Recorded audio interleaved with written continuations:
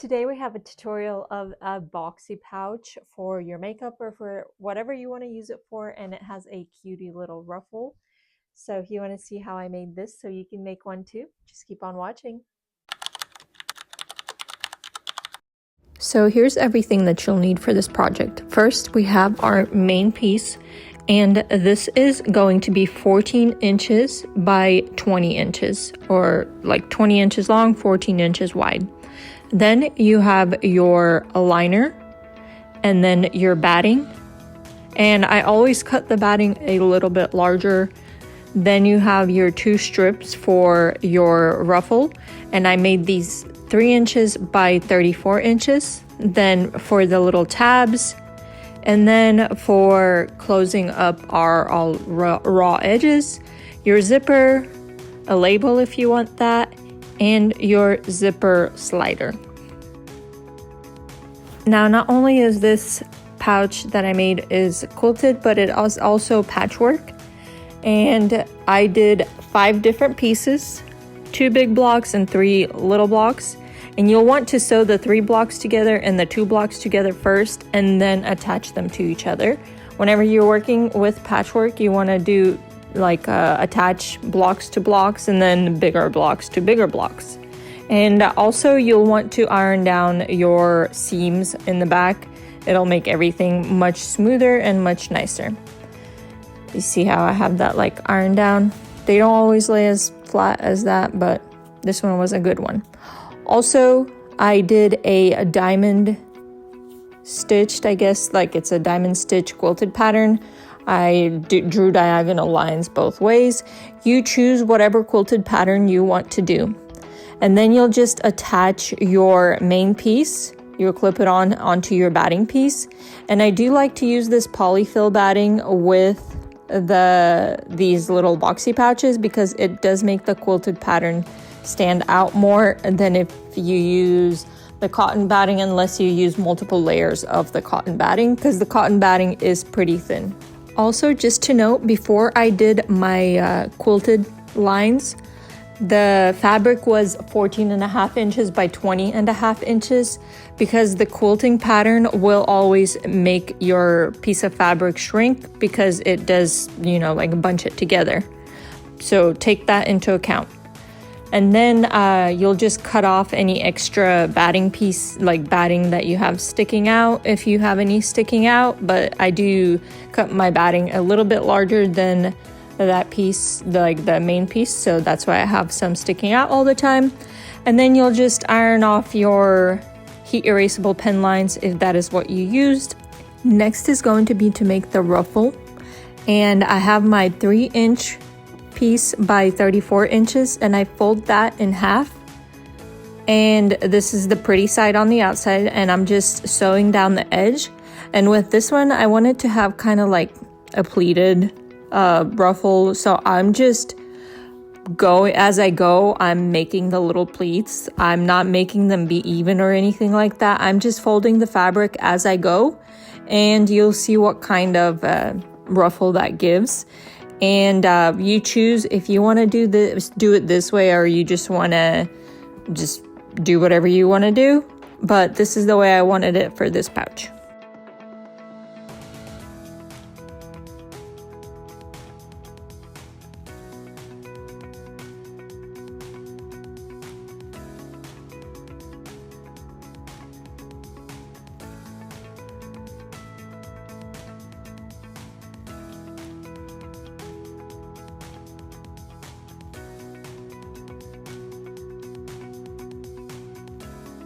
This is what it ends up looking like, and you just do the same thing for the other piece of fabric because you do need 2 of these.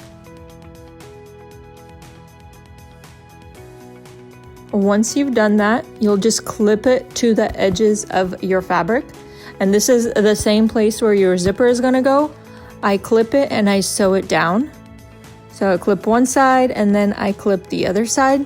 And I go and do a straight stitch to sew it down.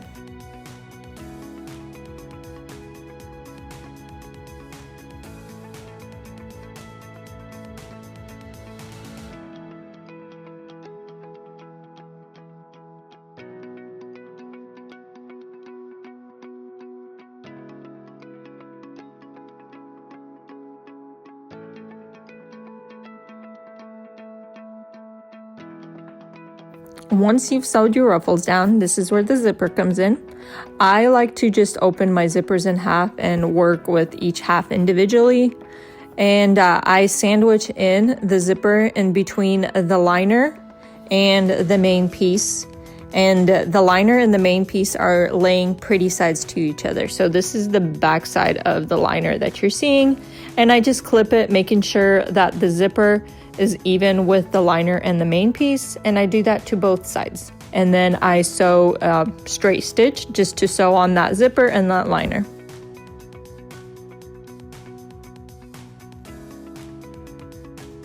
Before you start to sew on your zipper, just make sure to switch out your normal foot for your zipper foot. Makes everything much easier.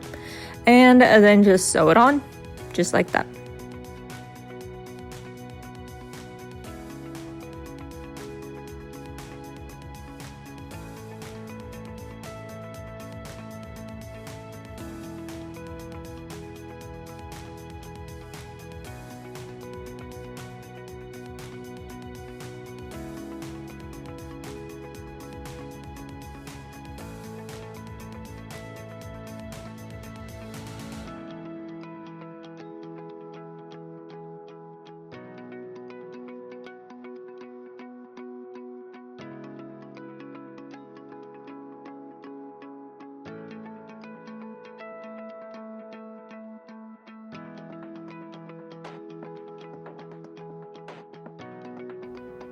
After you have your zipper and liner sewed on, turn it right side out and sew a top stitch on top of your ruffles. Just, you see me doing that, it's kind of a bad angle. I didn't do the right angle, but I'm just kind of keeping the ruffles down and doing a top stitch along the ruffles.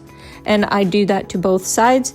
And this is to keep them down instead of being up all in the zipper, and also to keep the liner down so it doesn't get stuck in your zipper. And then we will put our zipper slider on.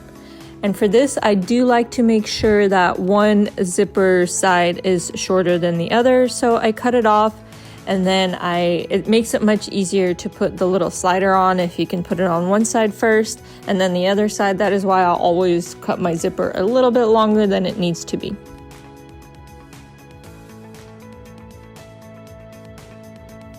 Once you have that zipper slider on, you'll turn your bag inside out, and this will be where the liner side is, so the pretty side of your liner. And then you'll make your little tabs once you straighten everything out. And for the tabs, we have that material, and it's 2 inches by, I believe I did it by 5 or 6 inches. It doesn't matter, we're gonna cut it in half, but you fold it in half, pretty side to pretty side, and just do a straight stitch along. And then you'll turn it right side out and cut it in half, like 2.5 inches. So you have like 2 little 2.5 inch strips, and you're gonna place them right where your zipper is on the inside and clip it down with your zipper. It'll be sandwiched in between both sides of your bags, or both sides of your bag. So you see how I'm like making sure that everything is even. I do measure it out and make sure that the zipper is right in the middle.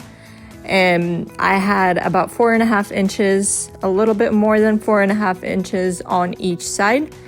And then I got my little tab, placed it right there, and clipped it in. And I will do that on both sides. And if you want those little tabs, if you don't, you don't have to put them on, but I think it does look cleaner with the little tabs.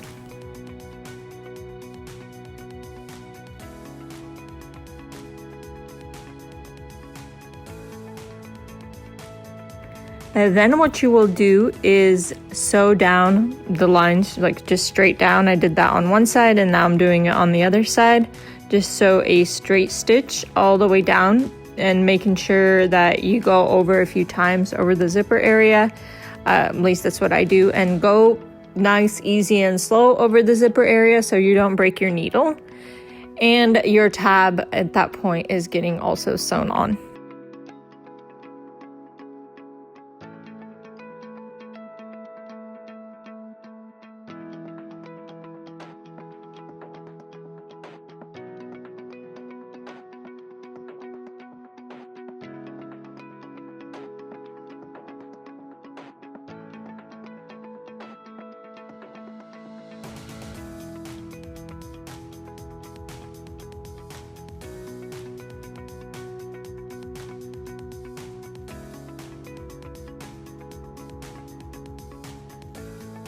Next, it's the step to cut the little squares out to shape the pouch. This will make it that boxy pattern. And I do 2 inches by 2 inches away from the seam, not away from the edge, but away from the seam. 2 inches by 2 inch squares on each side.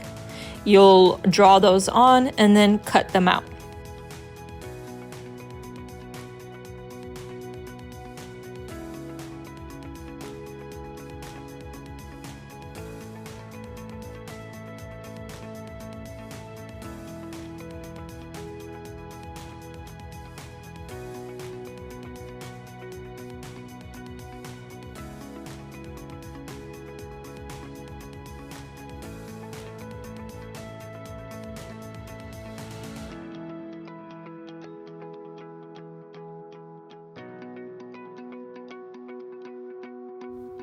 Next, cut off any extra zipper or fabric you might have on the edges of your pouch.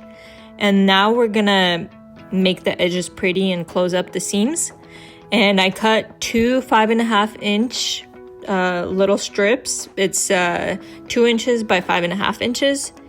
And you'll see how I put them on. So I put it on one side and I'm sewing it down on the other side, and I put it pretty side to pretty side.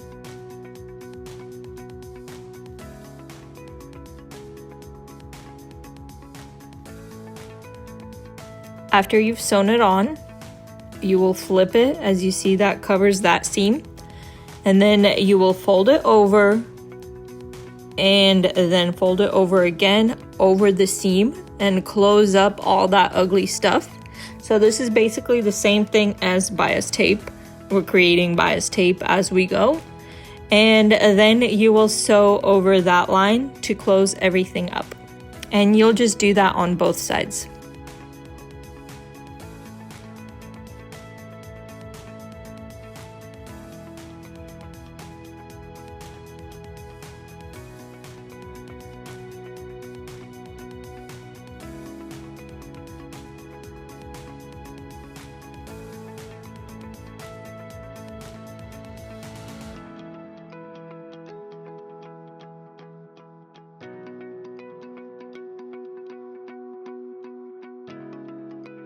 Next is sewing up these cutouts that we made, and you will fold it diagonally.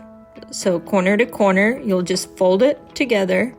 Make sure all the fabrics are laying in one layer, and you will sew it together. Just like you did where the zippers were, you'll just sew this, and you will do that to all 4 corners.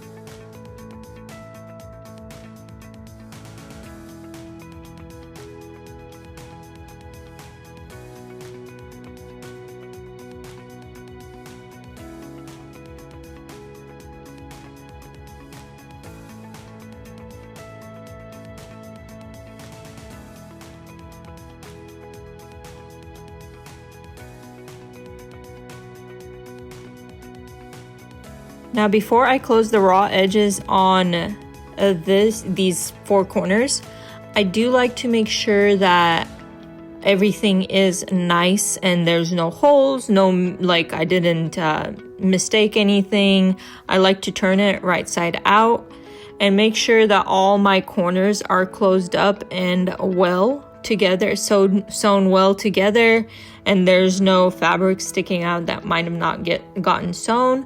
And then you'll turn it back inside out and cover up those raw edges, basically the same way that we covered up the previous raw edges with one extra step.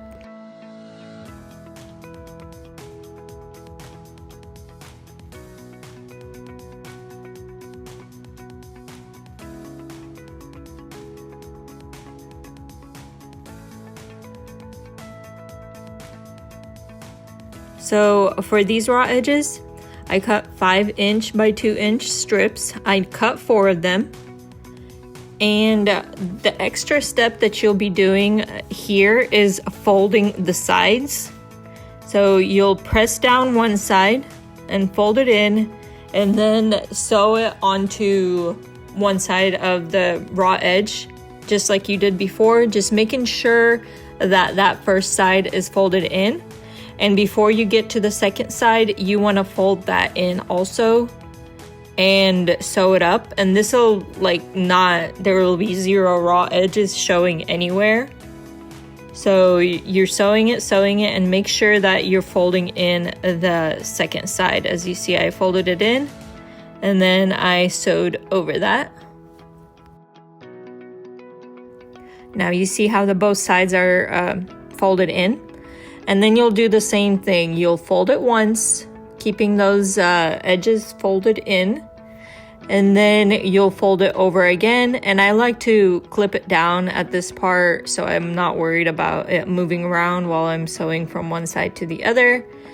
You'll just move it around, making sure that all the raw edge is closed and there's no extra seams or anything showing, and sew it down, and you will do this process to all 4 corners.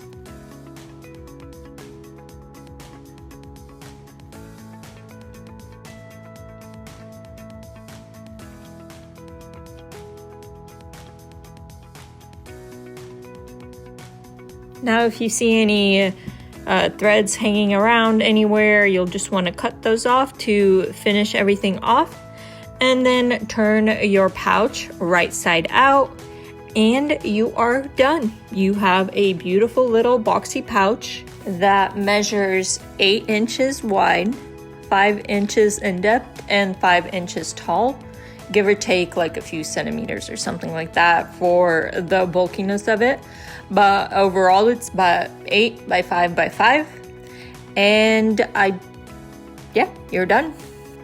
And I hope you found this tutorial helpful and useful, and you'll be able to use it to make your next boxy pouch. If you didn't know how to, maybe now you know how to. And this is just one way of making it.